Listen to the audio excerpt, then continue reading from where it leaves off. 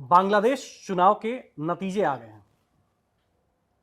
साफ जनता ने बता दिया है कि जो भी तमाम दावे किए जा रहे थे, तमाम तरह की बातें की जा रही थी, उन सबको धत्ता बताते हुए बीएनपी को प्रचंड बहुमत मिला है। अब तारिक रहमान जो है वो पीएम की कुर्सी पर बैठेंगे। जो भी दावे किए जा रहे थे शेख हसीना के तख्ता पलट के बाद, जो कहा जा रहा था कि जेनजी ने तख्ता पलट कर दिया शेख हसीना की, आगे जो है सरकार जो है जेनजी बनाएगी, उस जेनजी वाली यूनुस की समर्थित पार्टी को भी जनता ने दरकिनार कर दिया। यानी साफ संदेश जनता का कि तारिक रहमान यानी कि बीएनपी को प्रचंड बहुमत। आज इसी पर बात करेंगे। हमारे साथ हैं शैलेंद्र जी, सीनियर कलीग हैं हमारे। कैसे देखते हैं आप इस बांग्लादेश चुनाव को? क्या कुछ संदेश जनता ने दे दिया? बिल्कुल Adarsh, thank you for inviting me. पहला तो ये कि ये एक बड़ा मैसेज है, एक बड़ा बदलाव है बांग्लादेश के लिए। 2024 में जब शेख हसीना के खिलाफ वहां पर आवाजें उठी थी, उस वक्त जैसे कि आपने बताया जेनजी सड़कों पर थी और उनको देश छोड़कर हिंदुस्तान आना पड़ा, और यहाँ पर आज भी वो शरणार्थी बनकर रह रही हैं और एग्जाइल में रह रही हैं। लेकिन उसके बाद जब चुनाव होते हैं, हालांकि यूनुस सरकार का जो 1.5 साल का वक्त रहा है, ये ऐसा वक्त रहा जब भारत और बांग्लादेश के संबंध बिल्कुल निचले स्तर पर आ चुके हैं। बिल्कुल। और बहुत डैमेज हुआ, और उन्होंने ना सिर्फ एंटी इंडिया सेंटिमेंट को भड़कने दिया बांग्लादेश में, जो एक्सट्रीमिस्ट हैं वहां पर, जो जिहादी हैं, कट्टरपंथी हैं, उनको खूब उन्होंने छूट दी। और ये भी कहा जा रहा था कि यूनुस जो है वो कंप्लीटली प्रो पाकिस्तान चले गए हैं।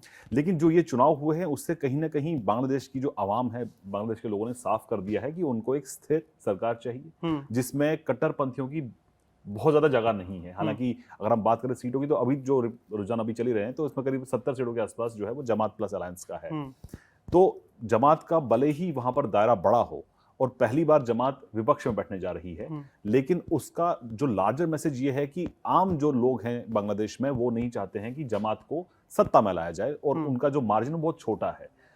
तो ऐसे में ये एक नई शुरुआत हो सकती है भारत और बांग्लादेश के रिश्तों को लेकर। जो पिछले 1.5 सालों के अंदर जो नुकसान हुआ है, जो डैमेज हुआ है यूनुस सरकार के रहते हुए, उसको सुधारने का एक मौका मिल सकता है। और वही हमने ये भी देखा कि प्रधानमंत्री मोदी ने रुझान आते साथ ही जब क्लियर हो गया था, जब तस्वीर साफ हो गई थी, तो पीएम मोदी ने भी तारिक रहमान को मैसेज के जरिए, पोस्ट के जरिए, सोशल मीडिया पोस्ट के जरिए उनको बधाई दी, और ये भी कहा कि भारत और बांग्लादेश के बहुआयामी जो संबंध हैं उनको मजबूत करने के लिए, और जो कॉमन डेवलपमेंट गोल्स हैं उनकी दिशा में आगे बढ़ने के लिए वो दोनों देश मिलकर काम करेंगे। तो एक बड़ा मैसेज है, भारत की तरफ से मैसेजिंग है बांग्लादेश के लिए कि हमारा जो संबंध है वो बहुत पुराना है, और भले ही पिछले 1.5 सालों के अंदर रिश्ते खराब हुए हो, लेकिन अब जो मौका है, जो दौर है, वो नया है। तो ऐसे में जो दोनों देश हैं वो मिलकर काम करेंगे। तो क्या मतलब ये जैसे जो संबंध है हमारे, इसी संबंध को मद्देनजर रखते हुए तारिक रहमान से जो विदेश मंत्री हमारे मिलने गए थे, और अब तारिक रहमान का तख्त पे बैठना, इन दोनों चीजों को आप कैसे देखते हैं? और क्या मतलब भारत के नजरिए से क्या कुछ बदलाव आएगा आने वाले समय में? ये भी है। दूसरा सवाल ये भी है कि हिंदू जो बार बार इन्हीं मुद्दों पे विदेश मंत्री, कहा यही जा रहा था कि इन्हीं मुद्दों पे बात करने गए थे वो, कि जो भी वहाँ अल्पसंख्यक हैं, हिंदू समुदाय है, उनको जो दिक्कतें हैं, उनको जो दिक्कतें हो रही है, उनको मारा काटा जा रहा है। तो इन सब विषयों पे कैसे ये अब तारिक रहमान जो आने वाले, क्या ये चुनौतियां होंगी उनके लिए? देखिए, पहले आपने बात की संबंधों को लेकर, और तारिक रहमान जब उनकी मदर का निधन हुआ था पिछले महीने, उस वक्त ये तय किया गया कि भारत की तरफ से विदेश मंत्री एस जयशंकर जाएंगे। ये उस वक्त दौरा हुआ जयशंकर का, विदेश मंत्री का, कि जब तनावपूर्ण हालात थे, और ये एक मौका था जहां पर सभी देशों के जो जिनके अच्छे संबंध रहे हैं बांग्लादेश के साथ में, वो वहां पर गए थे, क्योंकि भारत सबसे बड़ा पड़ोसी मुल्क है बांग्लादेश का। तो ऐसे में भारत का जाना बनता था, और विदेश मंत्री जयशंकर की तरफ से उनकी मुलाकात भी हुई थी तारिक रहमान से उस वक्त में, खालेदा जिया के निधन के बाद में, और उन्होंने प्रधानमंत्री मोदी का एक मैसेज भी उनको सौंपा था। जिसके बाद अब तारिक रहमान जो सत्ता में आ चुके हैं, लेकिन फीलर्स जो हैं वो पहले से ही थे कि भारत जो है वो अच्छे संबंध चाहता है इलेक्टेड गवर्नमेंट के साथ में, क्योंकि जो मौजूदा सरकार वहां पर रही है, यूनुस सरकार, वो भारत विरोधी रही है। Anti India sentiment, anti India narrative को भड़काने में यूनुस सरकार का 100% हाथ रहा है। और क्योंकि वो प्रो पाकिस्तानी रहे हैं, भारत विरोधी इन्होंने जो भी वहां पर कदम उठाए गए, अगर बात करें जो हमारे कॉन्सुलेट्स को निशाना बनाया गया वहां पर ऐसे एलिमेंट्स के जरिए, उनको रोक पाने में, और खासतौर से अपने माइनॉरिटीज की बात की, तो माइनॉरिटीज की अगर हम बात करें, शुरुआत हुई थी उस्मान हादी की मौत के बाद, जब वहां पर एक बड़ी संख्या में वहां पर लोग सड़कों पर थे और वहां पर विरोध हुआ था, और उस वक्त भी भारत विरोधी सेंटिमेंट को भड़काया गया। तो ऐसे में टारगेट किया गया माइनॉरिटीज को, जो कि वहां पर हर बार होता ही है। दीपू चंद्र दास जो पहला ऐसा मामला सामने आया था जहां पे उसको लिंच किया गया, बाद में उसकी बॉडी टांग के मारपीट की गई और बाद में जलाया गया उसको। और ऐसे में चुनाव से ठीक दो दिन पहले बांग्लादेश सरकार की तरफ से एक कंपनसेशन अनाउंस किया जाता है। हालांकि उसको ठुकरा दिया गया दीपक चंद्र दास के परिवार की तरफ से कि कोई भी रकम जो है उनके बेटे को वापस नहीं ला सकती है, वो इकलौते ब्रेड अर्नर थे फैमिली के लिए। तो ऐसे में भारत का एक कंसर्न शुरू से रहा है कि जो भी पड़ोसी मुल्क है, खासतौर से इस वक्त में बांग्लादेश की अगर हम बात करें, तो वहां पर माइनॉरिटी की सेफ्टी सुनिश्चित की जानी चाहिए। तो ऐसे में ये जिम्मेदारी कंप्लीटली बांग्लादेश सरकार की है, भारत इसमें दखल नहीं दे सकता, लेकिन भारत अपने कंसर्न जाहिर कर सकता है, जैसे कि हमने पाकिस्तान के साथ ऐसा कई बार हमने ऐसा किया है कि वहां पर माइनॉरिटीज को लेकर उनके जो सिक्योरिटी है, उनके रिलीजियस प्लेसेस हैं, वर्शिप प्लेसेस ऑफ वर्शिप हैं, उनको उनकी सुरक्षा सुनिश्चित की जानी चाहिए। तो ऐसे में उम्मीद ये की जा रही है तारिक रहमान से कि जैसे कि उन्होंने वादे किए, अगर हम पहला आपको याद होगा कि जब वो पहली बार लंदन से लौट के बांग्लादेश आए थे, उन्होंने अपनी पहली स्पीच में ये कहा था कि हम एक सेफ बांग्लादेश क्रिएट करना चाहते हैं जो सभी के लिए सुरक्षित होगा, और ये देश सभी का है, हिंदू, मुस्लिम, क्रिश्चियन, बुद्धिस्ट, सभी का देश ये है, ये उनका मैसेजिंग था। दूसरा, अगर उनके मैनिफेस्टो की बात करें, मैनिफेस्टो में उन्होंने लिखा कि जो माइनॉरिटी कम्युनिटी है उनके लिए स्ट्रिक्ट लीगल मेजर्स लिए जाएंगे उनकी सुरक्षा को सुनिश्चित करने के लिए, यानी कि वो इसको एक कानूनी रूप भी, कानूनी इसमें एक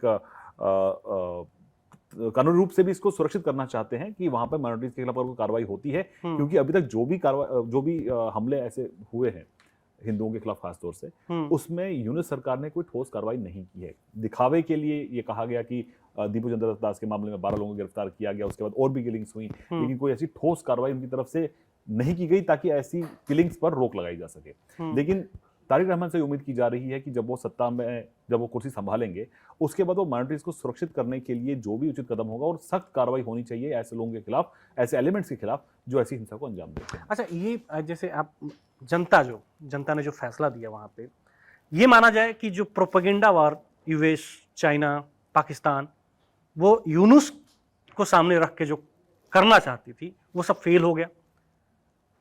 यूनुस पोस्टर बॉय हैं बेसिकली वेस्ट के, क्योंकि वो नोबेल प्राइज विनर हैं, और उनके बारे में उन्होंने किताबें खुद भी लिखी हैं। अगर उनकी किताब की अगर मैं जिक्र करूं, बड़ा दिलचस्प है, मेरे पास वो किताब मेरे पास रखी, मैं दिखा सकता था आपको। उस किताब में उन्होंने लिखा कि जब वो चिटगोंग में थे, छोटे थे, 6-7 साल के, तो उनके घर में 2 तरह की चीनी थी, एक ब्राउन शुगर, एक व्हाइट शुगर। उसमें से एक चीनी को गांधी शुगर कहा जाता था और एक शुगर को जिन्ना शुगर कहा जाता था। तो वो सभी बच्चे जो यूनुस और उनके जो बाकी भाई और बहनें थे, वो कहते हमें जिन्ना शुगर चाहिए, हमें गांधी शुगर नहीं चाहिए। तो जो सेंटिमेंट ही शुरू से ही, बचपन से ही था उनके साथ में। और जब ये हुआ, जब भारत जब आजाद हुआ था, उस वक्त बांग्लादेश जो है वो पाकिस्तान का हिस्सा था। उस वक्त तो वेस्ट पाकिस्तान उसे कहते थे। तो उस वक्त में जो सेंटिमेंट था वो कंप्लीटली पाकिस्तान की तरफ था। यूनुस उस वक्त पाकिस्तान के तरफ थे, उनके सेंटिमेंट, उनके हाव भाव, उनके जो फादर है वो भी उस वक्त में खुलकर सामने आए थे पाकिस्तान के समर्थन में। तो कहने का मतलब ये है कि जो एक जो दौर था पिछले कुछ महीनों का, खासतौर से 1.5 साल का, जब ये शेख हसीना का जब वहां से निकासी जब से हुई है, तब से वहां पर जो हालात हैं वो सेंटिमेंट्स भारत विरोधी बनाए गए। लेकिन अब माना जा रहा है कि भारत जो है वो अच्छे संबंध चाहता है बांग्लादेश के साथ में। तो ऐसे में जो भी जरूरी कदम होंगे, चाहे पीपल टू पीपल कांटेक्ट हो या ट्रेड को लेकर हो, वो तमाम चीजें वापस पटरी पर लौटे, क्योंकि वो डैमेज काफी हो चुका है पिछले 1.5 सालों के अंदर।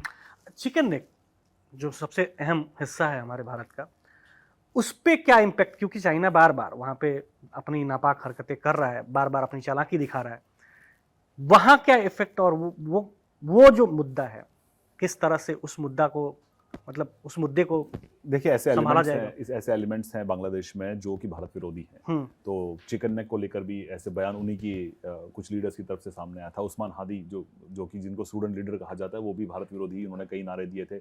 हमने ये भी देखा है कि खास तौर से इस तरह का नैरेटिव बनाया गया कि उस्मान हादी की मौत के जो जिम्मेदार लोग हैं उनको भारत ने शरण दी है।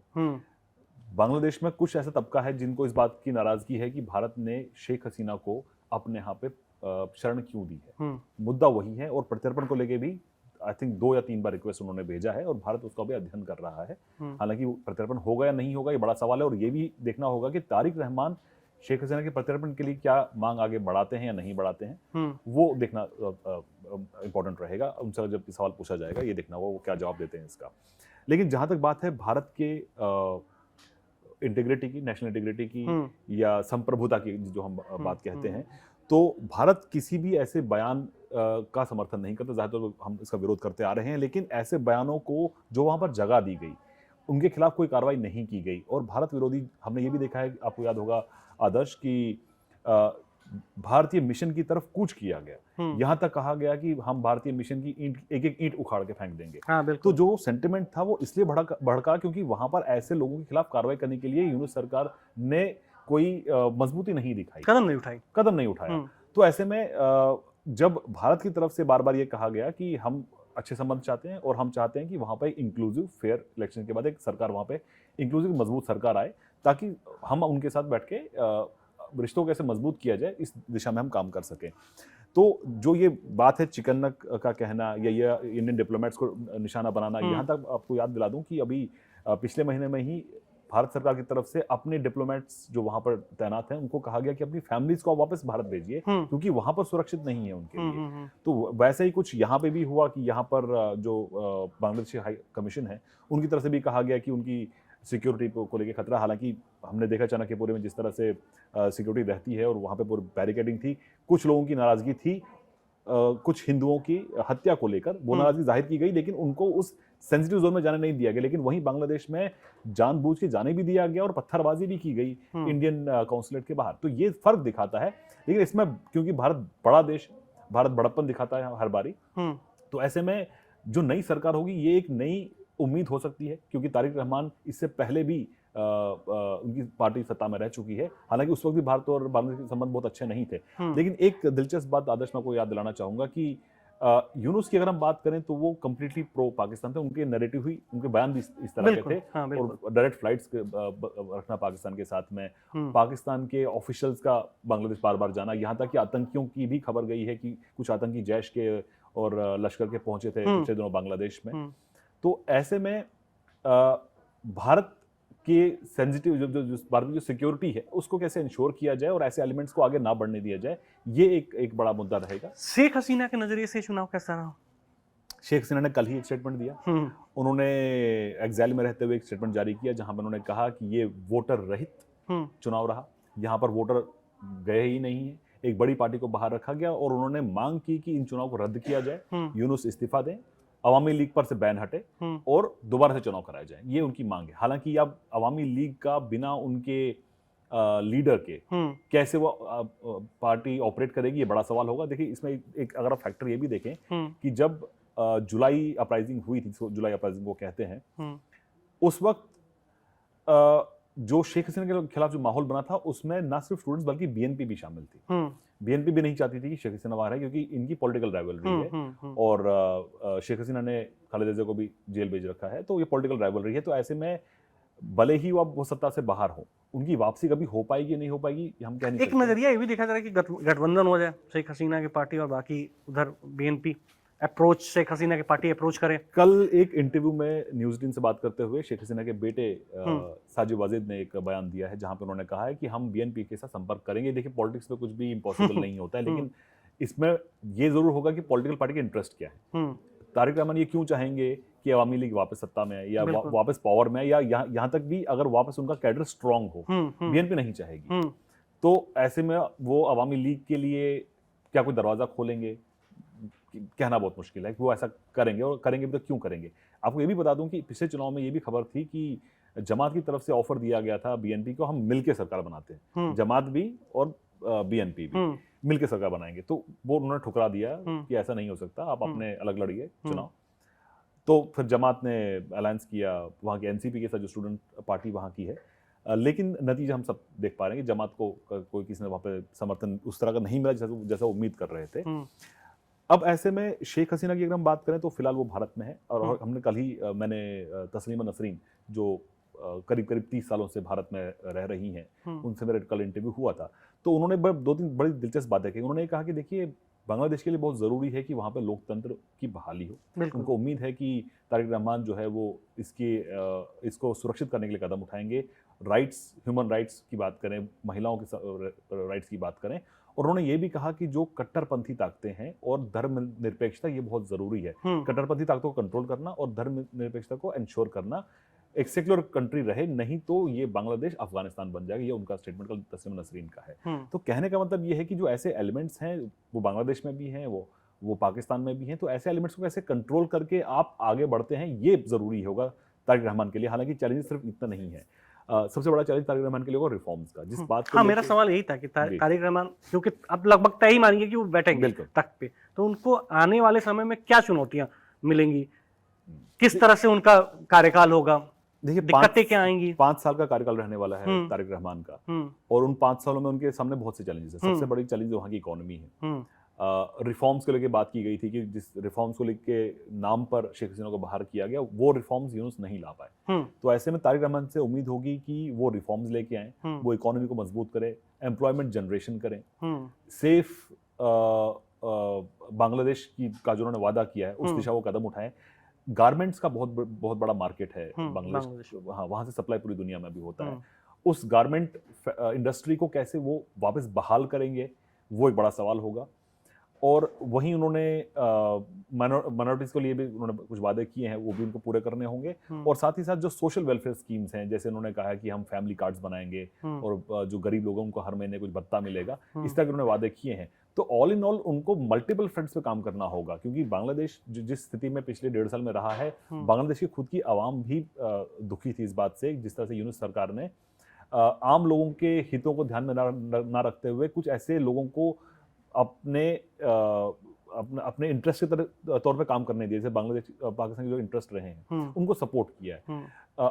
हालांकि ये बतौर यूनुस सरकार के उन्होंने डैमेज ही किया है बांग्लादेश को, लेकिन अब जब यूनुस हटते हैं और तारिक रहमान आते हैं, उम्मीद ये की जा रही है एक मजबूत, एक स्टेबल गवर्नमेंट वहां पर आएगी, जो अपने सभी पड़ोसी देशों के साथ में अच्छे संबंध बनाने की कोशिश करेगी। और उन्होंने नारा भी दिया था तारिक रहमान ने, ना दिल्ली ना रावलपिंडी, सबसे आगे ढाका, यानी कि वो ये चाहते हैं कि ऐसे में हम किसी देश की तरफ हमारा रुझान नहीं होगा, हम सिर्फ अपने देश के हितों की तरफ देखेंगे, जो हमारे हित में काम करेगा वो हमारा दोस्त होगा।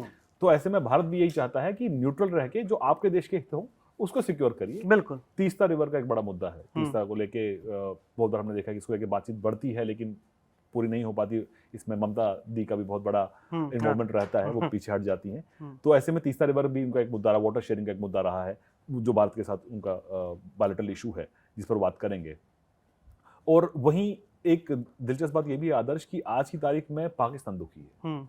वो दुखी इसलिए है कि जब शेख हसीना बाहर गई थी तो पाकिस्तान को लगा कि वो बांग्लादेश में भी इनरोड्स कर जाएगा, जो कि उन्होंने अफगानिस्तान में करने की कोशिश की थी। कि जब वहां से अफगानिस्तान के जो उस वक्त के राष्ट्रपति थे, जब उनको देश से बाहर निकाला गया, तो पाकिस्तान के ISI चीफ को याद होगा, उस समय चाय का कप पकड़ के वो उनकी तस्वीर सामने नजर आई थी। तो वो आज पूरी तरह से खत्म हो चुका है। अफगानिस्तान में एक तालिबान सरकार आ चुकी है और वहां पर पाकिस्तान के हितों को साइड में रख के जो उनके अपने हित है उस तरफ ध्यान दिया जाए, इसलिए उनके क्लैशेस भी पिछले दिनों हुए हैं। तो ऐसे में पाकिस्तान चाहता है कि भारत विरोधी सेंटिमेंट्स हैं वो हर पड़ोसी देश में हो, वो अफगानिस्तान में नहीं हो पाया। लेकिन कोशिश रही बांग्लादेश को ऐसा बनाने की, वहां ऐसे कट्टरपंथी ताकतें थी जो प्रो पाकिस्तान है, जो लिबरेशन वॉर के खिलाफ जिन्होंने बात की है, लिबरेशन वॉर में जिन लोगों ने लड़ाई लड़ी उनके खिलाफ कार्रवाई की गई। तो ऐसे में अब देखना यह होगा कि इन सेंटिमेंट्स को ध्यान में रखते हुए कि भारत के कंसर्न्स क्या हैं, भारत के इंटरेस्ट कहाँ हैं, ये समझना होगा, और तभी दोनों देश आगे बढ़ पाएंगे जब दोनों के लिए विन विन सिचुएशन होगी। तो यूनुस सरकार ने बिल्कुल वो नहीं किया, लेकिन तारिक रहमान से उम्मीद की जा रही है कि वो इस दिशा में काम करेंगे। भारत के पड़ोसी जो है ना, इसलिए दुखी हैं क्योंकि भारत सुखी है, पर हम चाहते हैं कि हमारे पड़ोसी भी सुखी हों और शांत रहें, संयम बरतें, कट्टरपंथी विचारधारा को अपने यहाँ पनपने न दें, बढ़ने न दें। अभी जो जनता ने बांग्लादेश में फैसला दिया है, उस जनता के फैसले को बाकी पार्टियों को उसका स्वागत करना चाहिए, जनता के फैसले को स्वीकार करना चाहिए और एक बेहतर बांग्लादेश बनाने के रोड मैप पे काम करना चाहिए। भारत भी यही चाहता है कि हमारा पड़ोसी जो हो शांत रहे, संयम बरते, सुखी रहे, आगे बढ़े, क्योंकि हम भारत जो है शांति के पक्षधर हैं। फिलहाल इस मुद्दे को विराम देते हैं। आप कमेंट में बताइए कि आप जो है बांग्लादेश में जो जनता ने जो फैसला दिया है उसको किस तरह से देखते हैं। बाकी कड़क को सब्सक्राइब कर लीजिए। धन्यवाद।